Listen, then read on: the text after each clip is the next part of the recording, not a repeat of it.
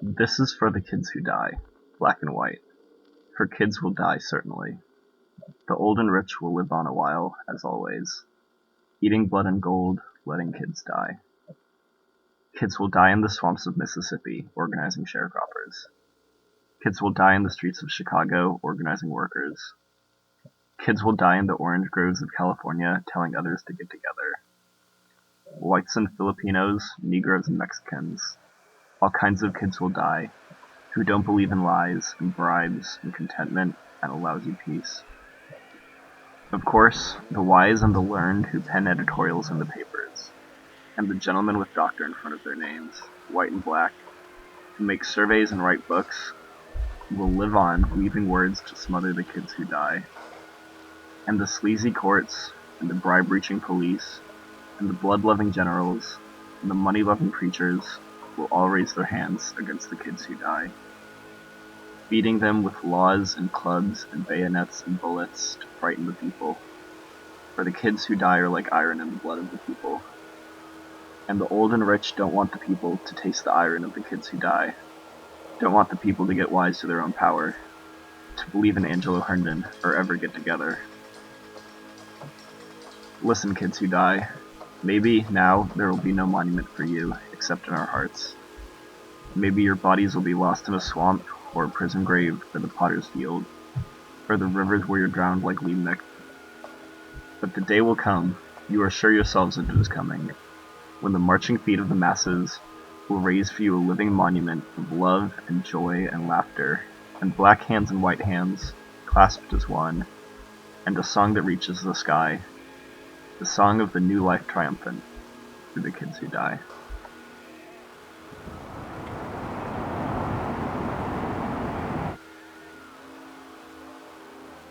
The structure of the world was built by the dead.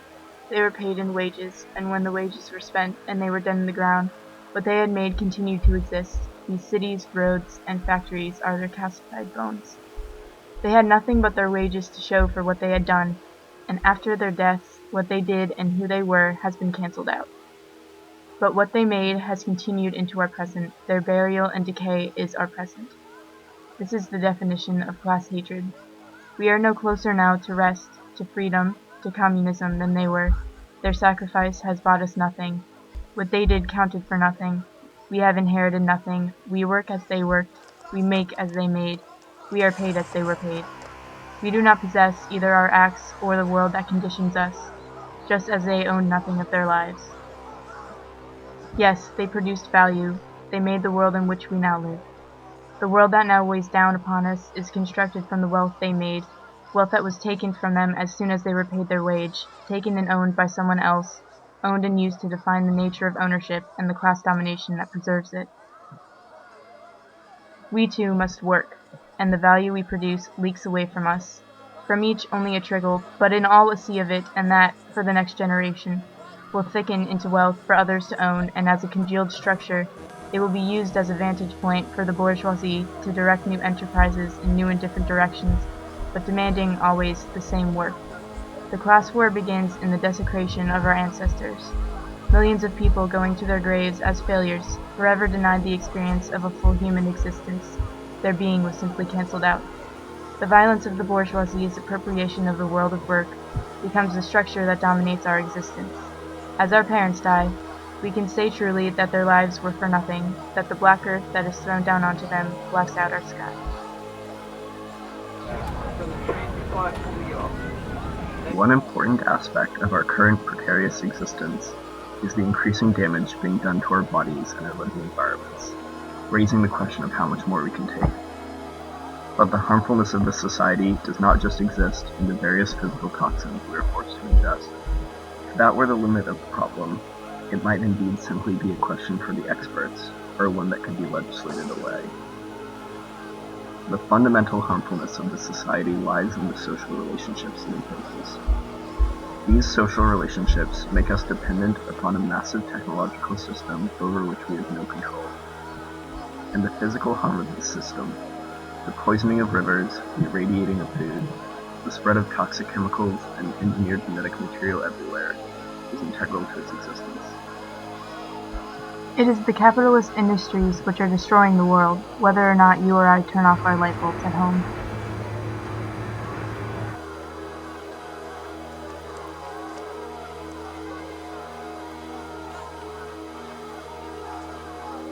Sickness, fatigue, depression can be seen as the individual symptoms of what needs to be cured.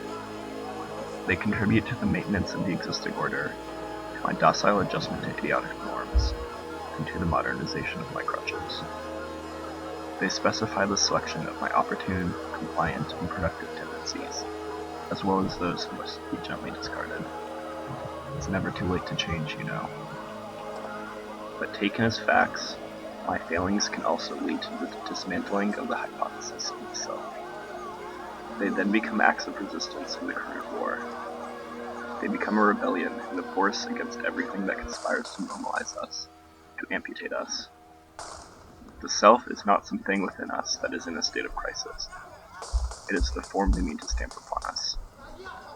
They want to make ourselves something sharply defined, separate, accessible in terms of qualities, controllable, when in fact we are creatures among creatures, singularities among similars, living flesh weaving the flesh of the world.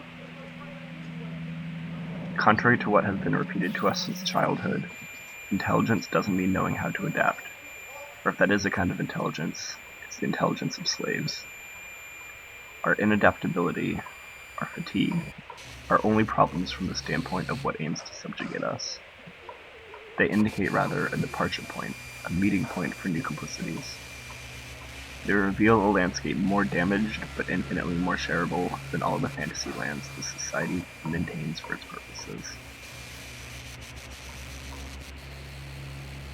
We are not depressed or on strike. For those who refuse to manage themselves, depression is not a state but a passage, bowing out, a sidestep towards the political disaffiliation. From then on, medication and the police are the only possible forms of conciliation. This is why the present society doesn't hesitate to impose Ritalin on its overactive children, or to strap people into lifelong dependence on pharmaceuticals, and why it claims to be able to detect behavioral disorders at age 3. Because everywhere the hypothesis of the self is beginning to crack.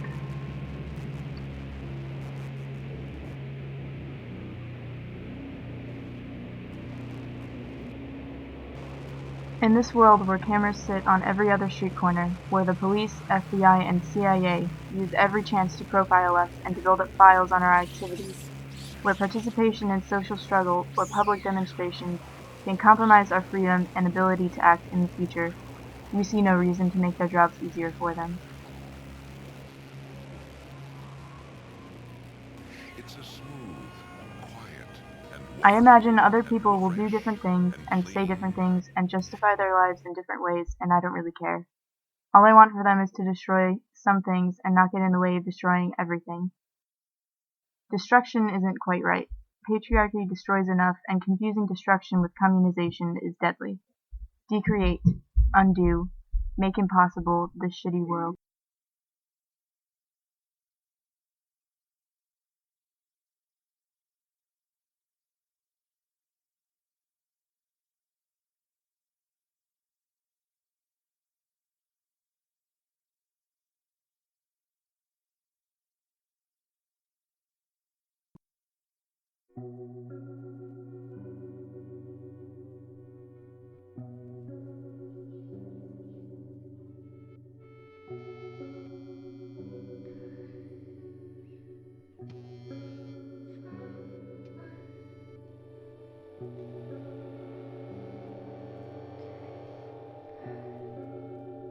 It is impossible to be everything we are supposed to be, and to do everything we are ordered to do, and when we try, the failure we are doomed to is neither interesting nor enjoyable. To take the path of breaking with everything is the only worthwhile end, even if it